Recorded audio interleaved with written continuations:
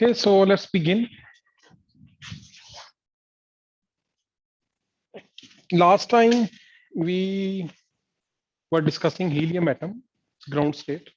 तो आज हम उसी को कंटिन्यू करेंगे और वेरिएशनल मेथड के साथ ग्राउंड स्टेट एनर्जी कंप्यूट करेंगे.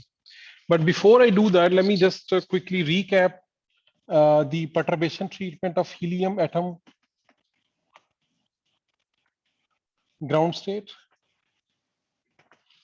Since ground state is non-degenerate, if we don't consider spin, which we are not considering so far, so we can use non-degenerate perturbation theory.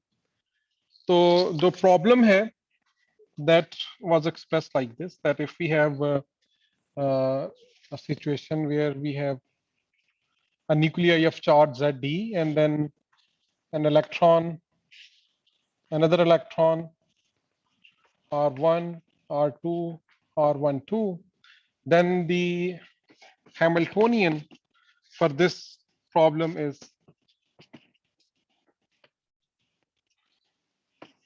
given by this.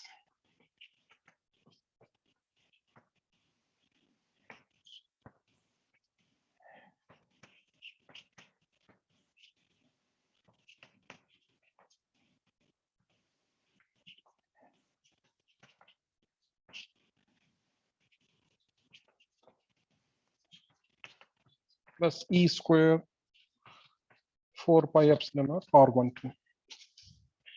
And this we wrote under the assumption that nucleus is too heavy. It's not moving around. So its kinetic energy is 0. And it's called Born-Oppenheimer approximation. So we identified this as our H naught and this as our perturbation term. And then we saw that this is nothing but sum of two hydrogen Hamiltonians, one for coordinates R1 theta 1 phi 1 and the other for coordinates R2 theta 2 phi 2, which means that we can write the 0th order ground state as 1s1, 2s, 1s2, that both electrons are in the ground state. So this 1s1 is explicitly speaking is a wave function like this, 1 over pi square root z over a naught 3 by 2 e power minus z r2 over a naught, and the second one is of the same form, except that r1 is replaced with, let's say this is r1, this is r2. So this we took as the unperturbed wave function, and then the first order energy correction, because in general the energy is, you know, 0th order, first order, second order, and so on. So the first order energy, if we take this E naught, is simply this. So E and 0 is minus Z square over N1 square. Let's combine them. So minus Z square over N1 square, Z square and 2 square, E square 8 pi epsilon naught A naught. So this is the ground state energy, which is the sum of the two energies, or Z is 2 for the helium atom. So with this, we computed E and 1 as this integral, and it was actually found to be 5Z over 4, I think, 8, 5Z over 8 E square 4 pi epsilon naught A naught.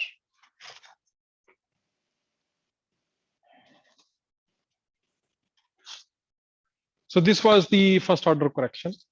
We didn't work out the second order correction because actually we will not be able to do so unless we studied the degenerate perturbation theory as well. Because if you recall, to compute the second order energy correction, we have integrals with respect to other functions as well, other states as well. But some of these states in hydrogen atom are degenerate. So we'll be able to do that after we study the degenerate perturbation theory. So this is what we studied last time. And by the way, for helium atom, this energy came out to be about 34.01 electron volt, and E turned out to be minus 74.82 electron volt, which is about 5.3% different from the actual 79 electron volt ground state energy of helium. वो experiment जी उसमें भी error का definitely chance है because it's experimental value, but error has been nailed down and it's much smaller than this 5.3% error. ठीक है. All right, so today we will attempt the same problem but using variational method.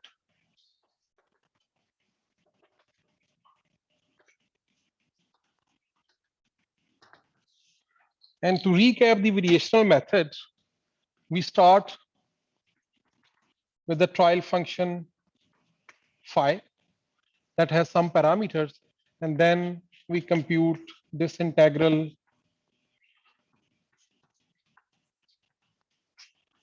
this ratio of these two integrals,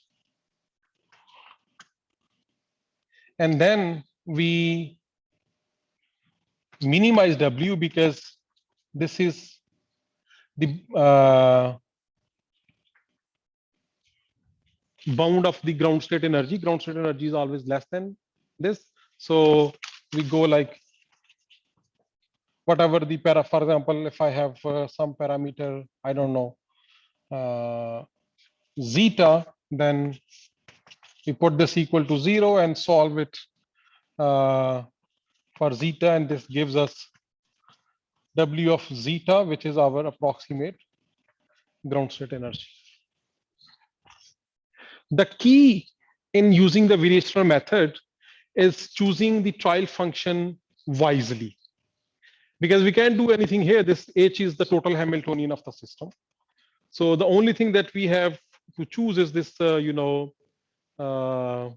function phi.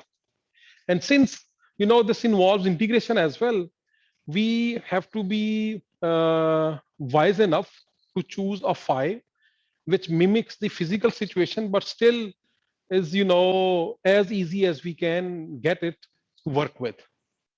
Okay, so we don't want too complicated trial function phi. So we are now going to estimate the ground state Hamiltonian, the energy of helium-like atoms.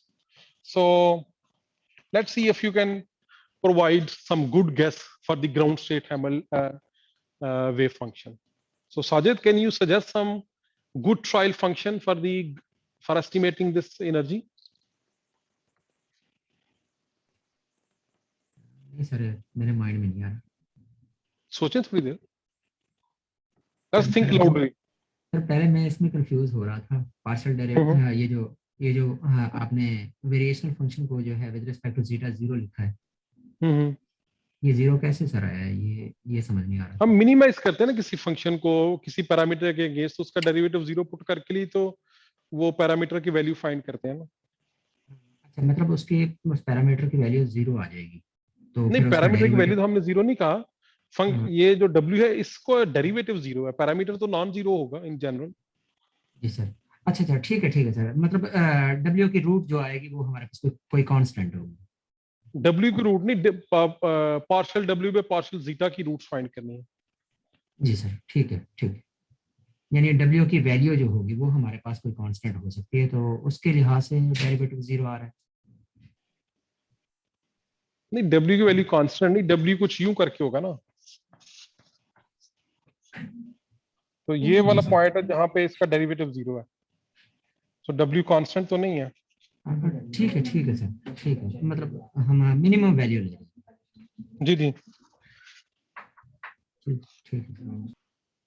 सो चले, साजिद कह रहे हैं कि उनके जहन में कोई function नहीं आ रहा। Mariam, can you suggest? Sorry, थोड़ा ऊंचा बोले। लेट्स से 5 आप क्या सजेस्ट करती हैं?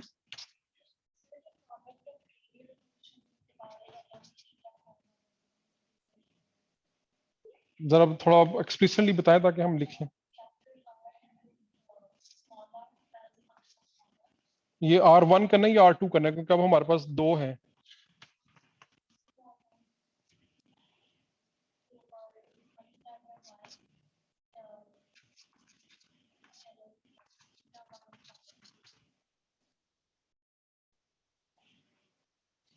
बस थोड़ा ज्यादा तो होना चाहिए, क्योंकि एच में दोनों ही है, R1 θ1 φ1 सब कुछ ही है, क्योंकि एच इतना बड़ा है। तो ये तो जस्ट एक सिंगल इलेक्ट्रॉन के लिए तो है, तो दूसरे को आपने वैसे ही कहा कि कांस्टेंट है, तो पूरी यूनिवर्स में उसके होने की सेम प्रोबेबिलिटी है दूसरे इलेक्ट्रॉन की। क्योंकि ये तो यही कह रहा है कि अगर 5 में R1 θ1 φ1 नहीं आ रहा, इसका मतलब है कि हमारा जो R1 के विद रिस्पेक्ट से जो प्रोबेबिलिटी डिस्ट्रीब्यूशन फिर होगी, क्योंकि ये वेव फंक्शन है ना, इसका मॉड स्क्वायर प्रोबेबिलिटी होता है, it mean it's constant, it's independent of R1। It doesn't make sense. हाँ, ये R1 है तो R2 वाला भी तो चाहिए ना।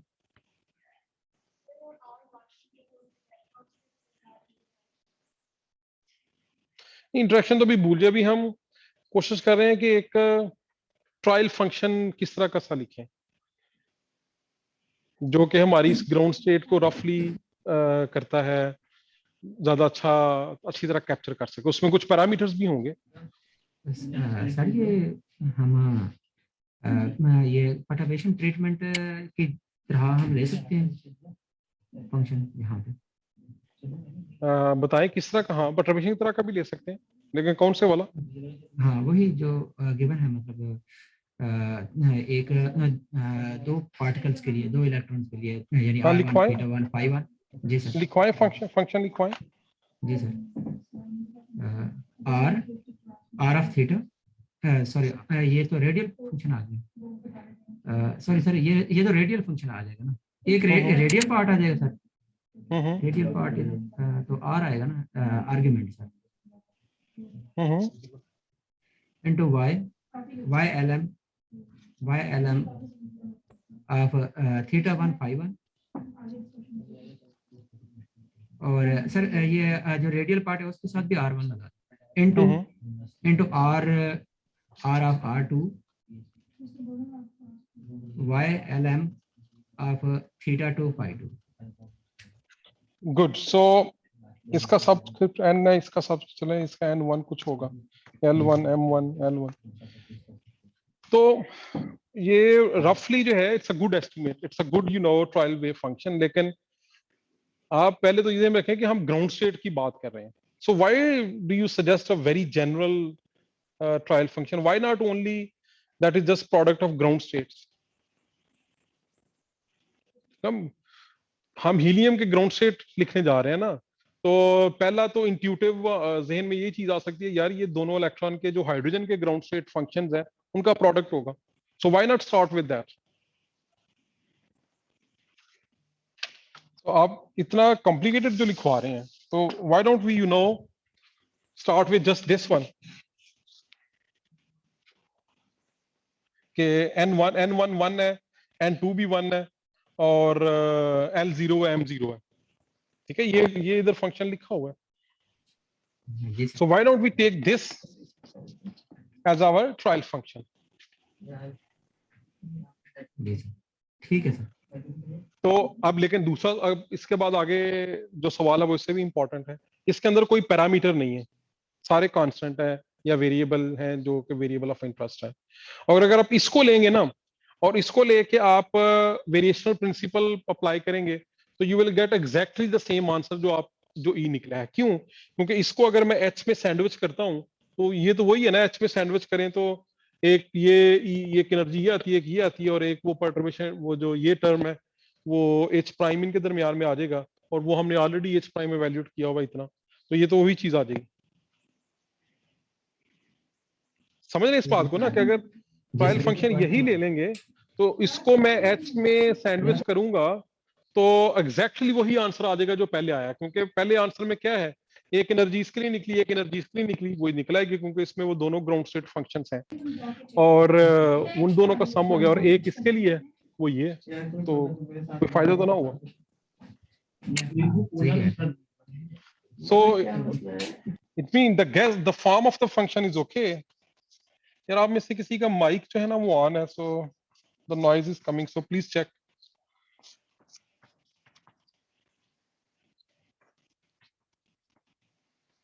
R1 over A naught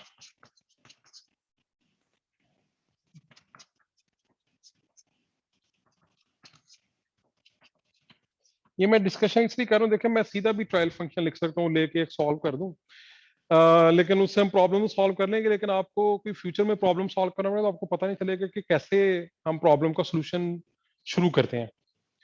सो इस तरह के सवाल है जो हम करते हैं कि हमने चले ये फॉर्म तो थोड़ी कॉमन सेंस की लिखी, लेकिन अब इसमें कोई चीज पैरामीटर भी होनी चाहिए। तो ये R1 इसके अंदर जो है और R2 ये तो वेरिएबल ही रहेंगे, क्योंकि मैंने फाइव, मुझे R1 R2 का फंक्शन ही चाहिए। ओके क्योंकि ज़ाहिर है ये उस पर इंटीग्रेट करना, so that I can do anything. अब इसके अंदर कुछ कॉन्स्टेंट्स आ रहे हैं, जैसे ए नॉट है, जेड है, तो बल्कि ये दो ही कांस्टेंट है, एक जेड आ रहा है और एक ए नॉट आ रहा है। अब सवाल है कि क्या इस ए नॉट कांस्टेंट की कोई फिजिकल सिग्निफिकेंस बनती है हीलियम में? ए नॉट की हाइड्रोजन में तो बनती है, हाइड्रोजन में तो ए नॉट की फिजिकल सिग्निफिकेंस है कि अगर आप जो 1s ऑर्बिटल है ना उसके प्रोबेबिलिटी डिस्ट्रीब्यूशन निकालें तो ए नॉट डिस्टेंस पे इस इलेक्ट्रॉन के होने की जो प्रोबेबिलिटी है it's maximum. So we can sort of imagine a naught as a radius of the first orbit of hydrogen atom. तो पहली बात तो यहाँ पे दो इलेक्ट्रॉन है, so a priori we don't even know कि वो दोनों सेम, रफली स्पीकिंग अगर आप थोड़ा लूज लैंग्वेज सवाल करें कि दोनों सेम डिस्टेंस पे जो है उनकी प्रोबेबिलिटी जो है मैक्सिमम है, या एक इलेक्ट्रॉन पहले आता है फिर दूसरा इलेक्ट्रॉन बाद में आता है, या कुछ और है। सो इट मीन कि एक चीज तो ये है कि मैं इस फंक्शन में जो ए नॉट है ना इसको कुछ कर देता हूँ, कोई मैं कह देता हूँ इसको ए, और ए की बजाय मैं इसको कह देता हूँ सम एम, बल्कि एम मैथ्स के लिए होता है, so let me use some alpha. ठीक है, अब ये जो अल्फा हो गया है मेरा, और यहां भी बल्कि अल्फा, अब देखें, अब पहली बात यह है कि इस फंक्शन के अंदर एक पैरामीटर अब आ गया, I don't know what alpha is. तो एक तो यह है कि हम इसको अब as a trial function use करें और इसको यहां पे पुट करें, और फिर बाद में with respect to alpha derivative लें, जीरो रखें, जो भी अल्फा की वैल्यू है यहां पे पुट करें। तो that's a legitimately, legitimate way of going in solving this problem. और असल में इसी के इक्विवेलेंट एक दूसरी डिस्क्रिप्शन है which has a better physical significance. अब यहाँ पे अगर मैं अल्फा को चेंज करता हूँ तो इसको आप जो फिजिकली अगर आप सोचे तो आप ये फिर इमेजिन कर रहे हैं कि यार जरूरी नहीं कि हीलियम एटम के जो इलेक्ट्रॉन्स हैं वो ए नॉट पे ही उनकी प्रोबेबिलिटी मैक्सिमम, वो कहीं और भी हो सकती है। So let me make a naught to be a variable parameter and then find the value of parameter that minimizes this energy W. So that's how you can go about thinking about this thing. The other way is this, okay, let's not change alpha, keep it a naught. And you will see that the other one is equivalent to this one. But this is the one which is adopted in the book, so I'll use those symbol. That I make this Z as a variable. इसलिए कि z वैसे तो जाहिर है यहाँ पे constant है जिसकी वैल्यू 2 है, ठीक है, which is the nuclear charge, but let me call it some zeta and make it a parameter.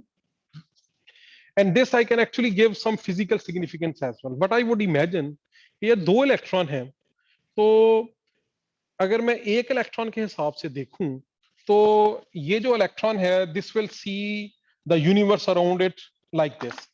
ये समझेगा कि एक न्यूक्लियस है जिसका चार्ज है 2 इलेक्ट्रॉन, पॉजिटिव 2 इलेक्ट्रॉन, और एक और इलेक्ट्रॉन है जो कभी यहाँ पे है, कभी यहाँ पे है, कभी यहाँ पे है, कभी. So there is another charge cloud somewhere over here, and this electron जो वो ये सोच रहा है कि I am just going around some system like this where there is a positive 2 charge and negative 1 charge, which is not always inside this sphere, but sometime maybe here some, क्योंकि ज़्यादा दो इलेक्ट्रॉन है तो उनमें symmetry भी है, so sometime here but sometime can also be here.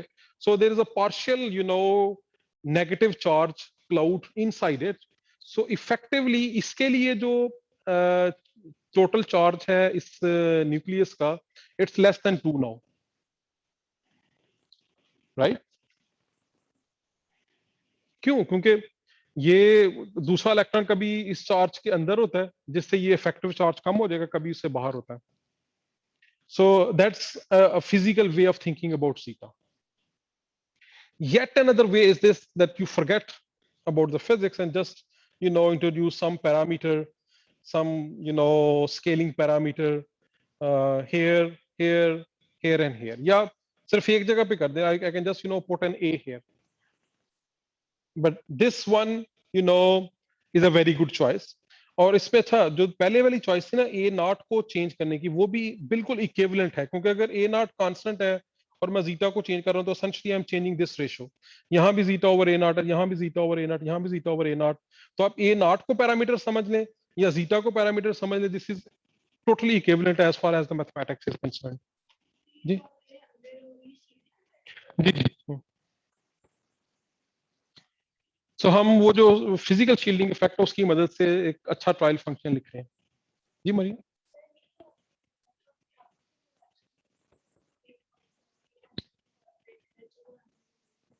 वो Hamiltonian में तो आ जाएगा. देखें, जब हम ट्रायल फंक्शन लिखते हैं तो we don't have to include all the physics inside phi. Physics तो सारी एच के अंदर है ना. This phi is just a mathematical identity इस जब वेरिएशन मेथड में आते हैं. हाँ, लेकिन वो सारा एज के थ्रू आ जाएगी. वो जो इंटरेक्शन का इफेक्ट है it will come through H. ठीक है. अब जैसे आपने एक होमवर्क प्रॉब्लम में you solved the hydrogen atom problem using particle in box PIB function. So PIB has nothing to do with that. And even I can use PIB function to solve for helium atom as well. But let's keep that for the homework.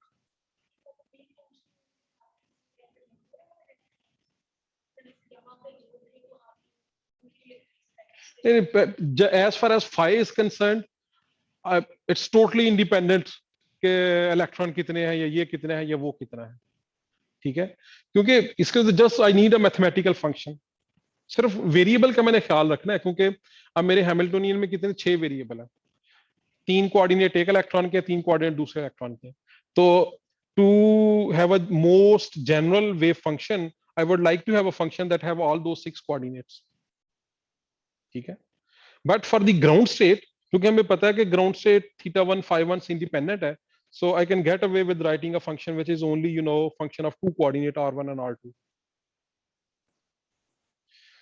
But लेकिन जब हम ये file लिख रहे हैं तो we have to make sure of the number of coordinate. लेकिन जो फिजिक्स है कि इलेक्ट्रॉनिक्स की इंटरेक्शन है या न्यूक्लियाई है, that we don't have to worry too much about, because these free parameters will take care of those, and physics is coming through Hamiltonian as well. अलबत्ता जितना आपको फिजिक्स का पता होगा, जितना आप इसको अच्छा बना सकते हैं, उतना ही आपका आंसर ट्रू ग्राउंड स्टेट के करीब होगा. रिमेंबर, जो मिनिमम है W का, it's never ground state. Ground state में भी समवेयर हियर. ठीक है. सो ये जो हम मिनिमम फाइंड करते हैं, ये मिनिमम इसके करीब उतना ही होगा जितना ही हमारा ये ट्रायल फंक्शन अच्छा होगा. So it's important, but we don't have to include everything. क्योंकि अगर तो फर्ज करें हम हर चीज जो इंटरेक्शन है वो ऑलरेडी वेव फंक्शन में इंक्लूड कर लें पहले से ही, we don't even have to solve the problem, क्योंकि अगर हमें पहले ही पता है कि ये एग्जैक्ट वेव फंक्शन है क्या, इसमें इसकी भी इंटरेक्शन भी टर्म डालेंगे भी डालें, तो then our job is done. Okay, and the second answer to your question is कि जो इंटर इलेक्ट्रॉनिक इंटरेक्शन है, इसी की वजह से तो मैंने इस पैरामीटर z को जीटा किया, क्योंकि वो इंटरेक्शन यही है ना कि ये इलेक्ट्रॉन दूसरा कभी इधर है कभी इधर है. Okay, so we have this wave function now and there is this free parameter zeta. हमने ये zeta कंप्यूट करना है, but to compute zeta I have to compute this ratio of integral. और फॉर्चुनेटली मुझे ये इंटेग्रल कंप्यूट नहीं करना पड़ेगा क्योंकि this is already normalized. So this is 1. So all I have to do is worry about this top integral. Sajid, आपको समझ आ रही है? जी सर. ठीक है. All right. सो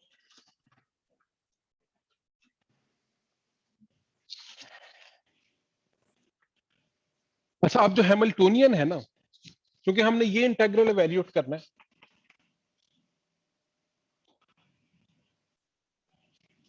वेव फंक्शन फाई है हमारा 1/पाई zeta over a naught cube exponential minus 2z 2 zeta r1 a naught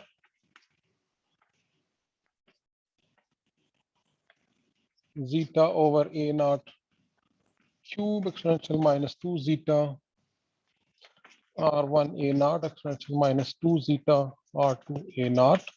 तो यहाँ पे दूसरी टर्म भी एक है exponential minus 2 zeta r2 over a naught. सो ये इंटीग्रल हमने कंप्यूट करना है, और इसके अंदर ये जो h है इसमें काफी सारी टर्म्स हैं, तो बजाय इसके कि मैं ब्रूट फोर्स से यहाँ पे h पुट करके तो सारी टर्म्स जो है वो वैल्यूड करूं, I can reuse some of the results जो हमने पहले से ड्राइव किए हुए हैं. तो उसके लिए मैं जो अपना हैमिल्टोनियन है इसको थोड़ा सा रीराइट करने लगा हूं. जो ये हैमिल्टोनियन गिवन है ना, एक तो मैं इसमें ये जहां जहां पे z है इसको जीटा कर दूंगा, ये मैंने कर दिया. लेकिन उसके बाद मैं इसके अंदर ये जो z वाली टर्म्स है ना वो ऐड भी करूंगा और सब्ट्रैक्ट भी करूंगा.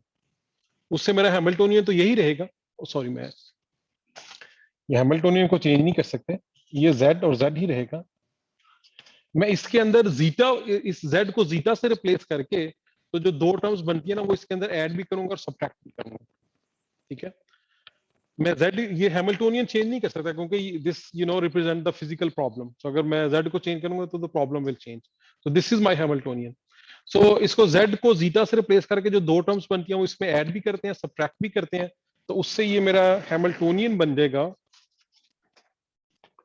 And you will see the reason why I am doing this shortly. The Hamiltonian will become minus h squared 2me del 1 square minus ze square 4 pi epsilon naught r1 minus h square 2me del 2 square minus ze square zeta e square 4 pi epsilon naught r2. ये देखिए मैंने एक ये term डाली. अब इसको मैंने निकालना भी है वापस, इसको मैं निकाल देता हूं और साथ में ये z के साथ कंबाइन भी कर देते हैं.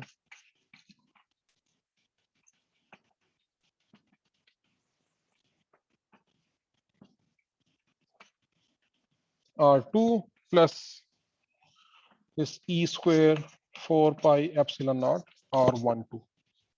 ओके, तो मैंने ये जो टर्म यहाँ पे इसमें सब्ट्रैक्ट की है इधर ऐड भी कर दी है, और ये क्योंकि इसमें और इसमें ये कॉमन है तो ये जो z और जीटा वाले टर्म्स को इकट्ठा भी कर दिए. So I didn't change the Hamiltonian, just उसमें कुछ टर्म्स ऐड और सब्ट्रैक्ट कर दिए. उसका फायदा मुझे ये हुआ है कि ये जो अब है ना ये फिर मेरा वही h नॉट बन गया, except the mathematically speaking z is replaced with zeta. So इसको जब मैं यहां पे रखूंगा इस h को और z की जगह पे जीटा है, और ये देखिए ये जो वेव फंक्शन दोनों तरफ है उनमें भी जीटा है, तो this is exactly the two hydrogen Hamiltonian sandwiched between these two wave functions. तो अब जब हम h को यहाँ पे सब्स्टिट्यूट करते हैं तो ये टर्म जो है वो तो क्विकली वैल्यूट हो गई है.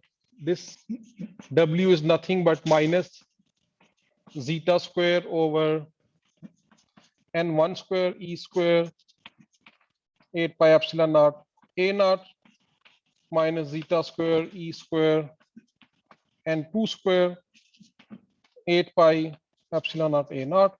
ये एक हाइड्रोजन एटम की एनर्जी आ गई, ये दूसरे हाइड्रोजन एटम की एनर्जी आ गई फॉर दिस वन. बल्कि ये चूंकि n2 और n1 जो है इनकी वैल्यू 1 1 है, तो ये 1 और ये 1 हुआ, तो ये ट्वाइस हो गए, इनको इकट्ठा ही कर लेते हैं, जरा आसानी देगी.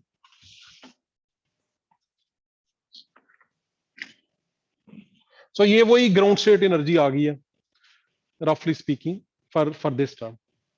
अब जो ये टर्म है और ये टर्म और ये हमने वैल्यूट करनी है, तो इसको जब हम यहाँ पे रखेंगे तो ये इंटेग्रल बनेगा 1 over pi 1 over pi 1 over pi cube zeta over a naught is zeta 6 a naught 6. ये इंटेग्रल से बाहर आ जाएंगे और zeta माइनस z भी इंटेग्रल से बाहर आ जाएगा. e square 4 pi epsilon naught और r1 जो है वो अंदर रहेगा. This is an integral on r1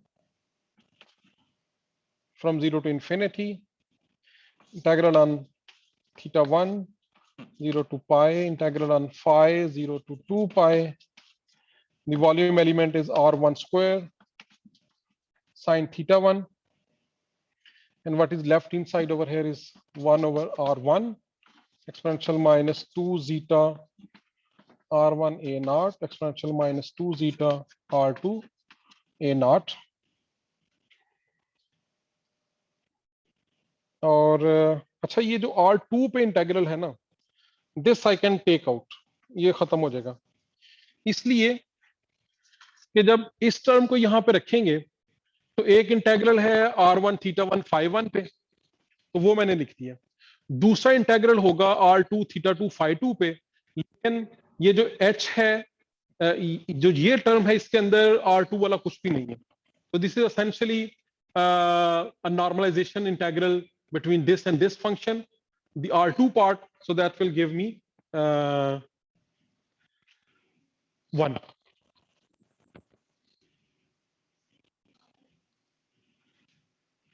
ये आप लोगों को शायद थोड़ा सा अगर कॉम्प्लिकेटेड लगता है, तो let me right this phi as something like f1 of r1 theta 1 phi 1 f2 r2 theta 2 phi 2. so ये f2 है, ये f1. तो अब जब ये टर्म होगी तो ये इंटेग्रल में जो टर्म बनेगी वो ये बनेगी f1 f2 z minus zeta e square 4 pi epsilon naught r1 f1 f2. अब इसमें जो r1 वाला इंटेग्रल है वो बन जाएगा e square 4 pi epsilon naught zeta minus z 1 over r1 f1 f2 d tau 1, और फिर आ जाएगा f1 सॉरी ये आ जाएगा f1 mod square and this would be f2 mod square d tau 2. ठीक है, ये इंटेग्रल जो है वो दोनों वॉल्यूम एलिमेंट पर है, r1 थीटा 1 phi 1 और r2 थीटा 2 phi 2. ठीक है, ये इस तरह से बन जाएगा. अब ये तो 1 होगा क्योंकि ये नॉर्मलाइज फंक्शन है f2 जो है. सो सिर्फ जो r1 थीटा 1 phi 1 है उस पे इंटेग्रल बचेगा. तो बेसिकली ये बन जाएगा फिर 4 और r1 मैंने लिखा हुआ है, d tau 1 is dr1 d theta 1 d phi 1 और ये वॉल्यूम एलिमेंट आ गया. तो यहां भी फिर ये जो है ये इसका सिर्फ वो पार्ट बचेगा जो f1 के साथ है. f1 के साथ इसका स्क्वायर रूट था, तो ये स्क्वायर में ये होगा और ये 3 आएगा और ये भी 3 आएगा. सो ये आ गया। जब हम इस टर्म को रखेंगे तो एग्जैक्टली सेम रिजल्ट होगा, सिर्फ इंटीग्रेशन R2 पे होगी, बाकी सब कुछ सेम होगा। तो बेसिकली ये जो टर्म है ये 2 दफा आ जाएगी, सो इट्स बिकम्स ट्वाइस, क्योंकि उसमें यहाँ पे R2 आएगा, ठीक है, और ये खत्म हो जाएगा, R2 यहाँ पे आ जाएगा, और ये F1 का इंटेग्रल 1 हो जाएगा। लेकिन क्योंकि इसकी इंटेग्रल की फॉर्म एग्जैक्टली वही है जो इसकी है, तो ये सारे वेरिएबल R2 थीटा 2 फाई 2 होंगे, लेकिन एग्जैक्टली फॉर्म यही होगी, तो रिजल्ट इसका भी इसके बराबर होगा।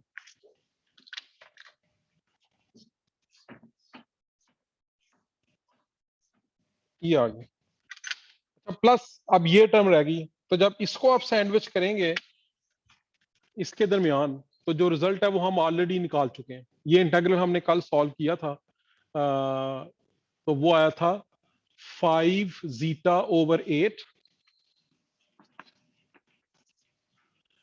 e square 4 pi epsilon naught a naught।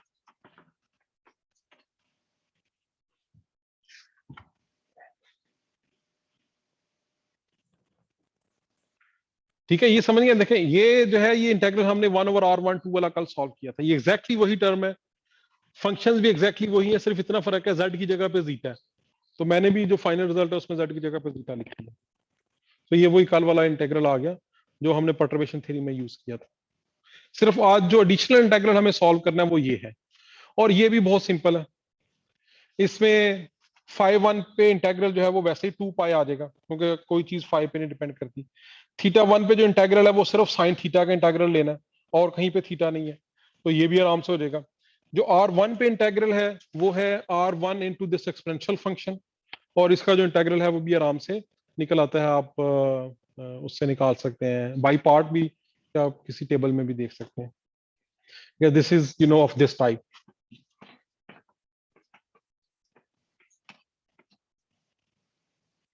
B over x something like this, इस तरह का इंटीग्रल हो। तो अब हमने सारे इंटीग्रल सॉल्व कर लिए हैं, तो let's combine all the results. If you combine all the results, the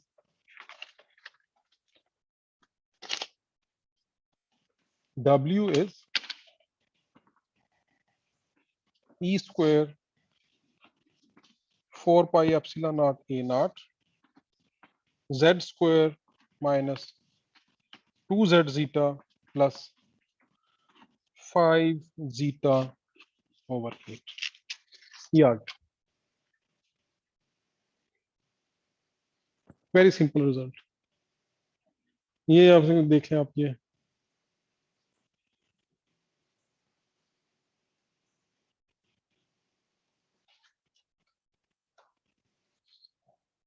मैंने कहीं पे लगता है गड़बड़ की है।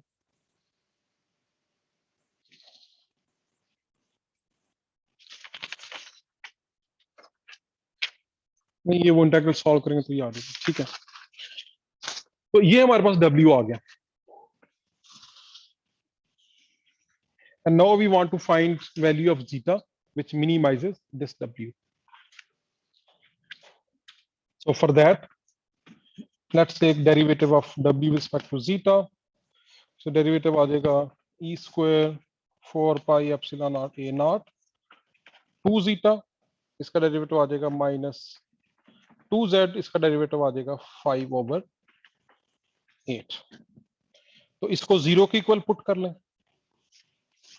तो ये तो कांस्टेंट है, सो इसका मतलब है इसको 0 होना चाहिए। सो 2 zeta माइनस 2z प्लस 5/8 0, 2 से डिवाइड कर दें हर तरफ। So W is equal to z minus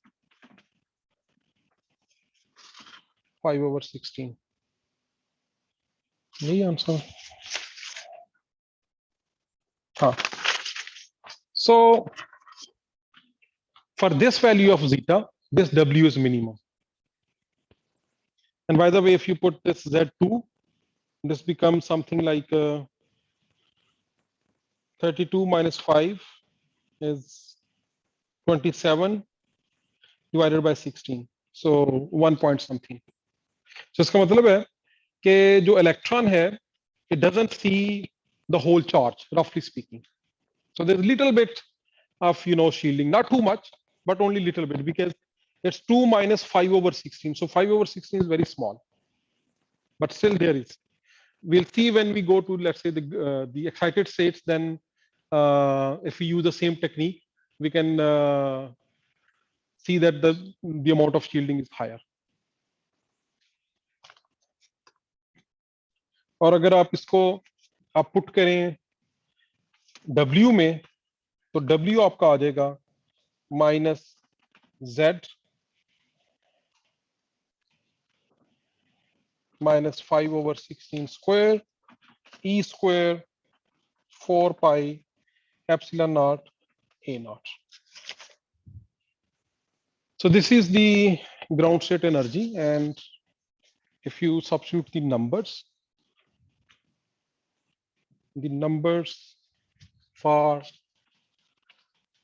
Z is equal to 2,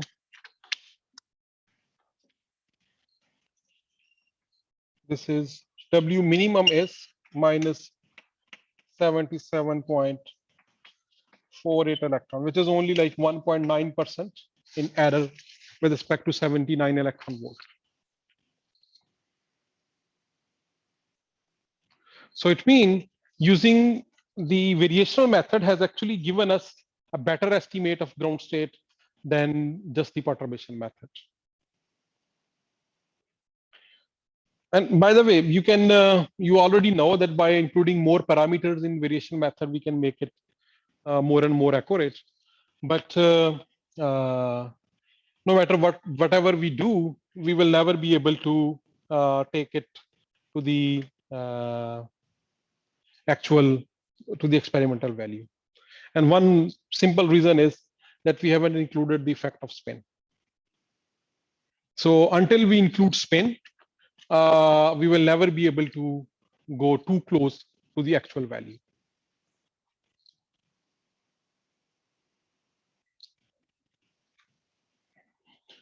So यहाँ तक कोई question?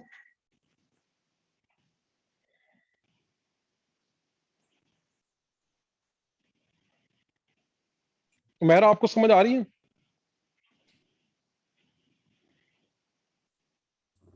Yes, sir. तो अगर आपको कोई और अब प्रॉब्लम दिया जाए तो can you do it using perturbation and variational method?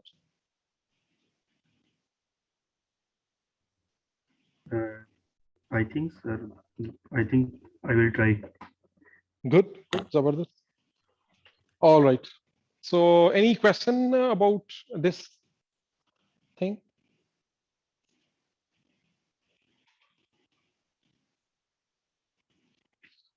Okay, so if not, let's actually, I now want to discuss the helium excited state, but for that we will have to develop the degenerate perturbation theory. So let's start discussion on the degenerate perturbation theory. But before that, let me just discuss a couple of things, just ideas, not any calculation. That how do you use, let's say, perturbation theory to solve some of the other problems. For example, we know that a nucleus is not a point charge, but a nucleus has a size. Okay. And let's say an electron is going around it. Suppose this is a hydrogen atom. So how do we, go about trying to find the ground state energy without ignoring the size of the nucleus? So what we will have to do is actually compute the perturbation term that is introduced due to this size. And the perturbation term actually arises from the fact that the potential energy is not 1 over r. Because 1 over r assumes that your potential profile is something like this.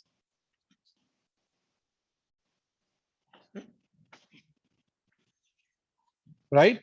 As r goes to infinity, it goes to 0, and as r becomes smaller, it goes to infinity. That's the v of r if we assume it to be 1 over r. And we will have to assume it 1 over r if we imagine our nucleus to be a point charge. Because if this is a point charge, if this is a point charge, the distance between the two is r, and the potential energy is 1 over r. But if this is not a point charge, but let's say a uniformly distributed charge in some sphere, then the potential energy profile is actually much more decent, and something like this.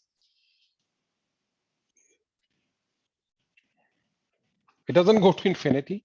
It has this profile. So it means that the energy keeps increasing as the electron comes closer and closer. And at this surface, there's some value.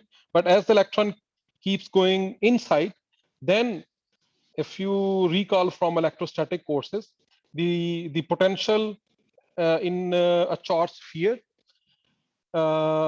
is inversely dependent on the distance from the center. If the charged part, if you are right at the center of the sphere, your potential energy is 0. You're not going anywhere. So it means that potential energy is now not 1 over r, but it is 1 over r plus this term. So if I now have a Hamiltonian that is ये मैं hydrogen की अब बात कर रहा हूँ, it's just hydrogen atom.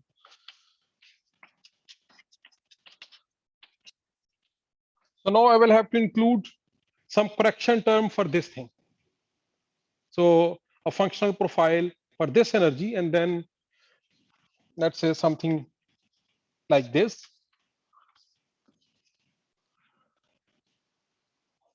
This can probably work or not. Anyway, so there's going to be a correction term. I'll give it in your homework. And then what you do, for example, you want to find the correction in ground state energy of hydrogen atom. You use this additional term as your perturbation and use the solution of this part as your ground state wave function, for example, 1s1. And then you perform the, you sandwich this perturbation term in the, wave function, and you can find out the effect of this, the size of the nucleus. So let's also discuss actually another problem. For example, you have your hydrogen atom inside an external field, and you want to see how much the energy changes. Then again, because if let's say the external field is an electric field, then all you have to do is find the Hamiltonian term or the energy term of an electron present in an external field. And if this is the z-axis, then the electric energy is given by EZ. Okay, because if I derive it with respect to z, I get the electric field. So if you use this as a perturbation term on the, let's say, ground state energy of hydrogen atom, you will be able to compute the shift in energy levels due to the change in, due to the applied electric field. And just to show you the trick is to use z as r cos theta, right? The sin theta hota hai. Nahin, that is r cos theta. So I converted from the Cartesian to the spherical coordinates, because when I will have to work out these integrals, this v is the h prime.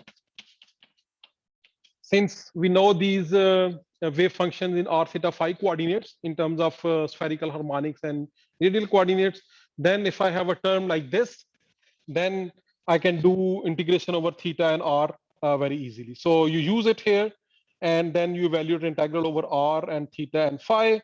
We can see that the integral over phi will not be affected because there's no phi here, but the integral over theta will be impacted. because there's a cosine theta, and integral over r will also have to be computed because there's an r present. Ji? Sorry, ये वाली या यहाँ से even? ये वाली? So suppose my hydrogen atom is placed in an external electric field. So always, whenever we have to solve a problem in physics, we think of the Hamiltonian. So for this problem, an atom in an external field, let's start from the Hamiltonian. So Hamiltonian is the kinetic energy plus the potential energy, right? So kinetic energy is still the same. So it's minus h bar square 2m del square. Now potential energy terms have two parts because this electron is being impacted by the potential due to this charge, and that potential is minus ze square 4 pi epsilon naught r. Plus there is another field that is also now affecting this charge. There's a potential energy, and the potential energy due to an electric field is actually given by this. So we have minus e z. This minus e because this charge is minus. It comes from this formula. The electric field is, the force is QE, and electric field is related to potential through this expression that when you integrate your electric field, you get the potential. So if I integrate this suppose that my electric field is constant and applied electric field is, so external applied electric field is some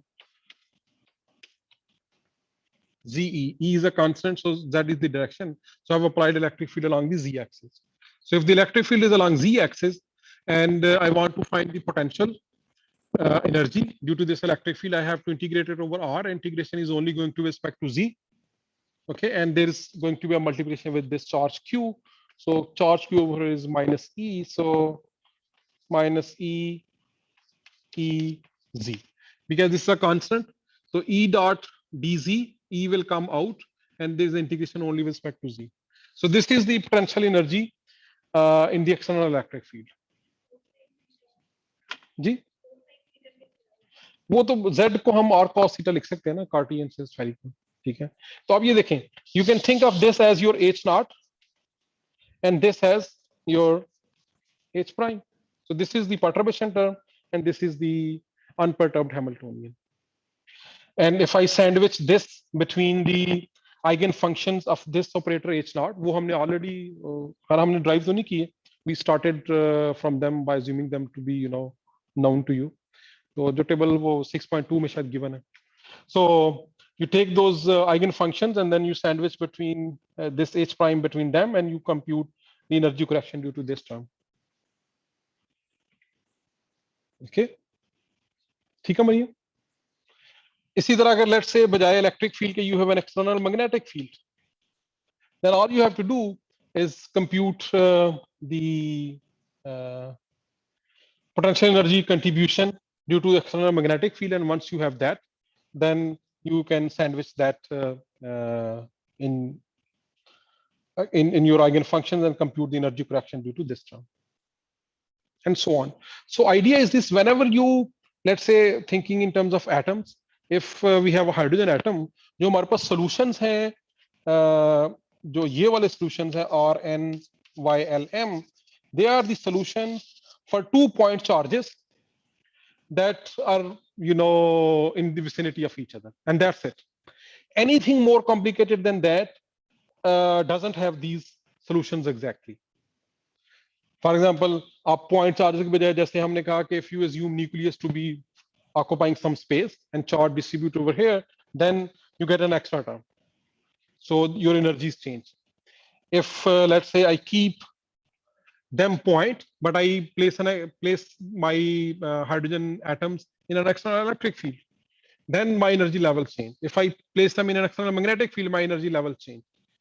And similarly, other factors. For example, people actually have even worked out the impact, the relativistic impacts, because these particles may not be going at very small speeds.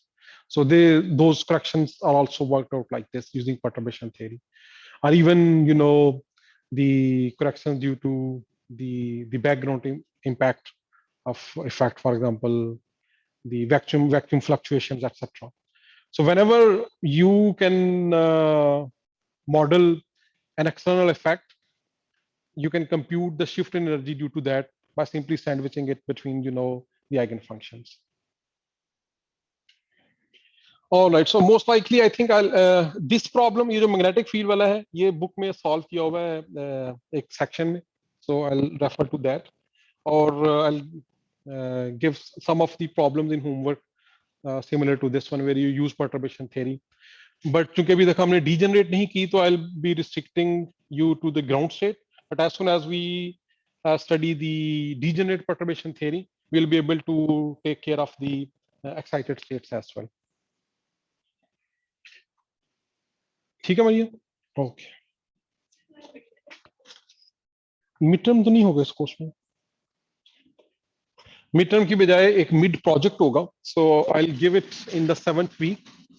So each one of you will have an individual problem, और आप लोगों ने एक week में उससे solve करके देना है। हर एक डिफरेंट होगा, मोस्ट लाइकली कंप्यूटेशनल प्रॉब्लम्स होंगे, थोड़े बिगर नेचर के, and you have to give a written hand written report. अलबत्ता जो फाइनल प्रोजेक्ट है उसमें रिपोर्ट के साथ you will have to give a presentation as well. जो मर्जी यूज करें।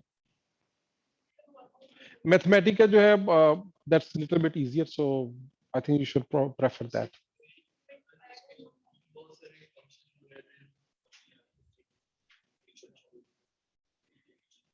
ठीक है, सो मसलन किस तरह के फंक्शन?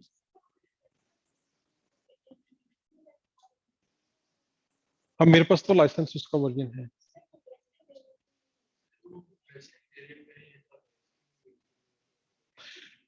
वैसे बाय द वे उसके स्टूडेंट वर्जन भी मिलते हैं, I think which are free to use for 1 month. So I know a lot of people, they change email address and download a couple of times to install that. और plus मेरे ख्याल में जो वुल्फ्रॉम alpha है उस पर काफी सारी कंपटीशन ऐसी ही हो जाती है। और there might actually, have you tried Google Colab? Google Colab में मैथमेटिका हो जाता है। I know Python can be done there without licence. Google Colab, I am not sure कि उसमें मैथमेटिका पॉसिबल है कि नहीं है। Okay, so let's now come to degenerate perturbation theory. So I will derive the theory in the next class, लेकिन आज जो है वो मैं थोड़े इश्यूज डिस्कस करता हूं कि क्यों हमें एक अलग फॉर्मुलेशन की जरूरत है when we talk about perturbation theory for degenerate and non degenerate case, और वो जो मसाइल हैं वो हैं क्या, और मसाइल का सोल्यूशन क्या है। So hopefully then in the next class it will become intuitive for you when we work out the degenerate perturbation theory. तो पहले तो देखते हैं degeneracy है क्या। अगर आप हाइड्रोजन एटम की बात करें तो हाइड्रोजन एटम में जो एनर्जी लेवल्स हैं वो इस तरह से हैं। So we have N1, L0, M0 state. So this is the ground state. This is only one state. I'm not talking about spin. So when we introduce spin, actually this is also degenerate as well. But if we don't talk about spin, then this is not degenerate, this is non-degenerate. But if we go to n is equal to 2 state, so in n is equal to 2, L can be either 0 or 1. And when L 0, M is 0, but when L is 1, then M is -1, 0, and 1. So there are 4 states. So L1, M-1, L1, M0, L1, M1. So there is 1, 2, 3, 4. There are 4 different states. And what do we mean by different states? From different states, we mean the solutions of this equation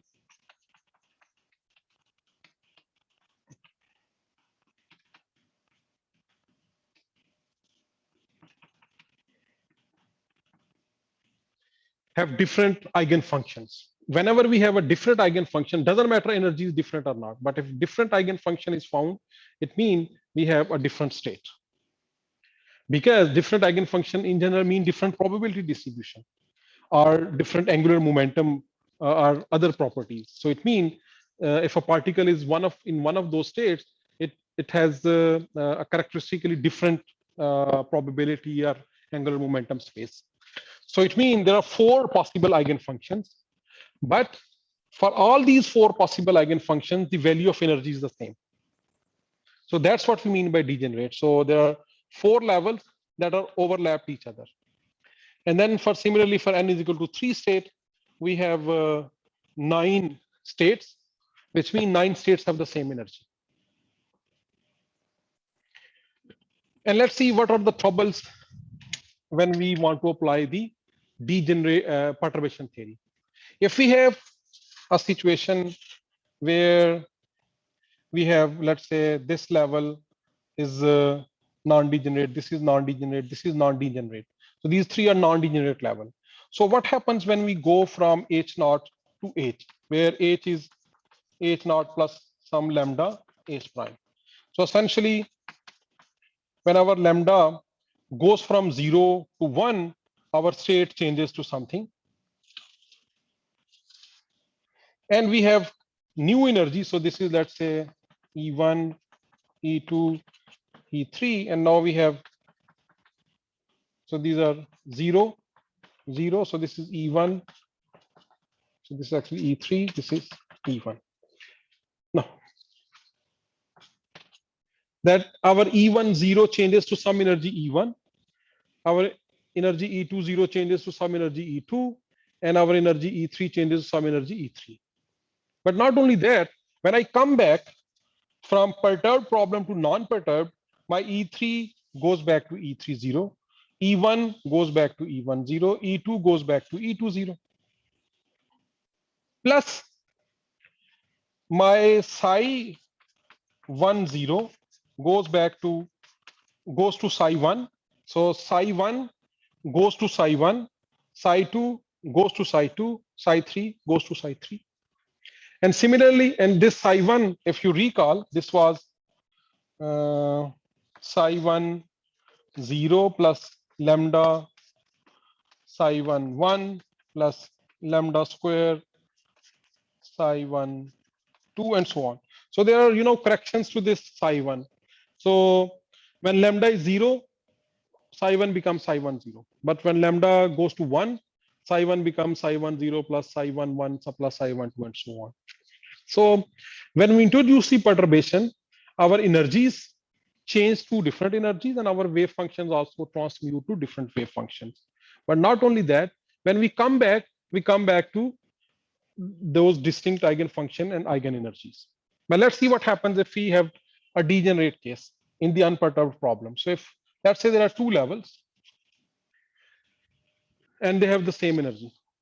Now we have 2 states and 1 energy. So when we apply lambda, suppose that the degeneracy is lifted and these states go to 2 different states, and this energy, I don't know, let's call it E4 0 becomes E4 1 and E4 2, or you can give them any label.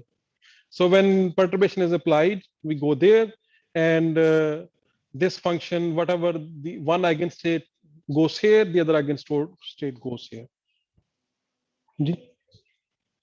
जी क्योंकि ये already 2 states है ना, ये तो 2 states हैं जिनकी energy same है. So when you apply a perturbation, it's possible that those energies become different. Both states might have different states in a different Hamiltonian. 2 states से मतलब है कि दोनों की जो आइगन फंक्शंस हैं वो डिफरेंट हैं.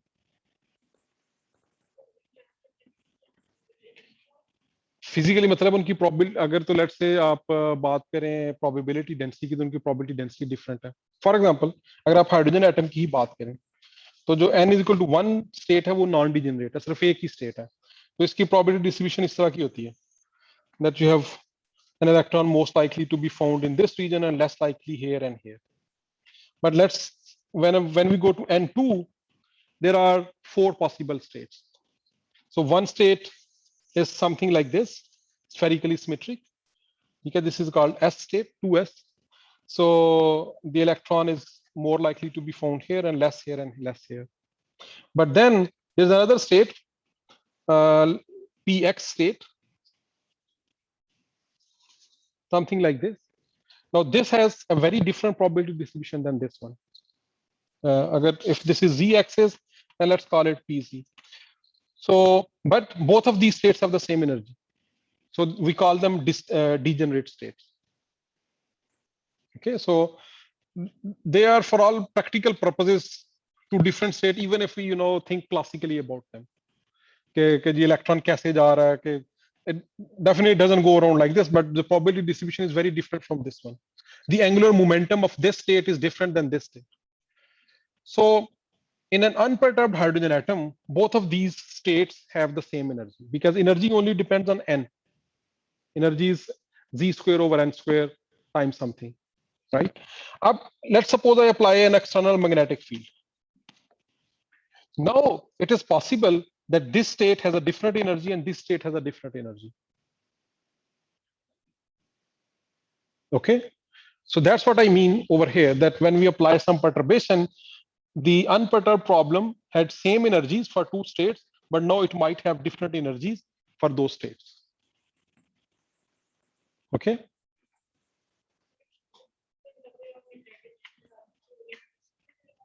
वो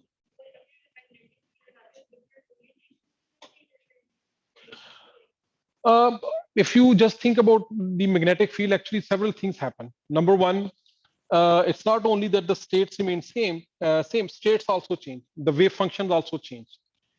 They are no longer exactly these same wave functions when we have applied external magnetic field. In general, they may be, but they may not be the same. And also because they are interacting with the external field differently, it's very easy to see that their energy should be different. Because energies, it's because of interaction of two things. So if the charge particle is distributed like this will have a different energy than the other state. Okay, so when we apply the perturbation, the degeneracy might be lifted and our states go to two different states and two different energy. But the trouble happens, suppose I am now at this problem and I want to lift, I want to remove the perturbation. So I want to go back, that I want to make lambda 0.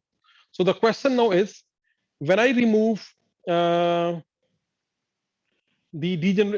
perturbation from here, will this state go to, suppose that this is a state 2 and this is state 1 inside the same energy level. Will this state go to this one or that one? Or will this go to this one or that one? Or a linear combination of both? That's the trouble that arises. And there's no guarantee that this state that have this energy, when I remove the perturbation, it will go back to the corresponding state. It might go to the other state because both states have exactly the same energy. And it can actually be be a linear combination of both states. Okay, because let's say if I have a state psi 1 of some energy ED, and I have some other state psi 2 of the same energy ED, you can easily see that even if I have a state C1, psi 1, C2, psi 2, and these C1, C2s can be anything, they are still eigenfunctions of my Hamiltonian.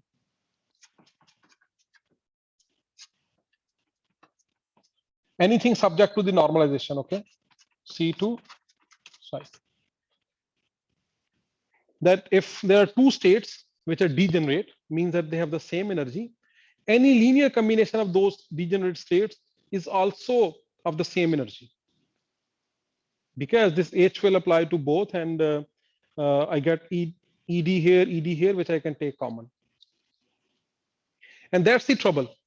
By applying with this, perturbation theory, if we don't think carefully, that when we remove the perturbation, we don't know where we are going if we don't prepare, prepare these initial eigenstates in a good manner, more judicially. And that's what actually the degenerate perturbation deals with. It tries to find these correct combinations of these eigenstates that when you remove perturbation, you go back to those states. And also, more important than that, you remember we also, when we have to compute, let's say, these psi2s, these inner correction to the wave functions, we have sums like these.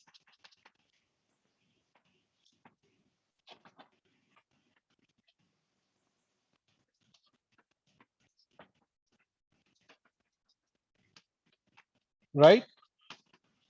And because of this, for the second order energy correction, we have a formula like this.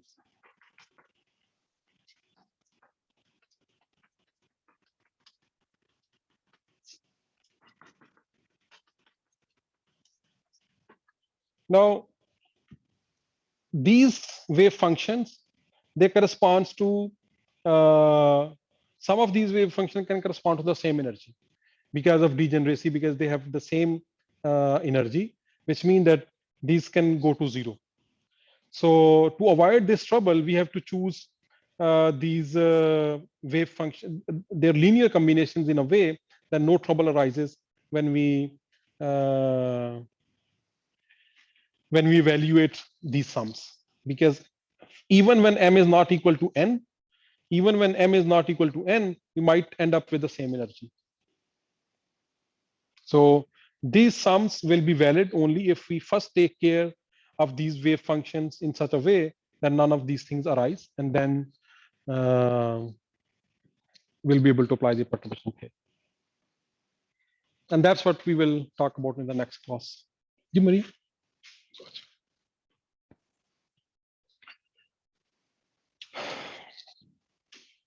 Okay, I see कि आप में से अब अक्सरियत जो है वो online class में शिरकत करना शुरू हो गई है, तो या उधर स्क्रीन ऑन करके बैठ के कुछ और कर रहे हैं आप लोग।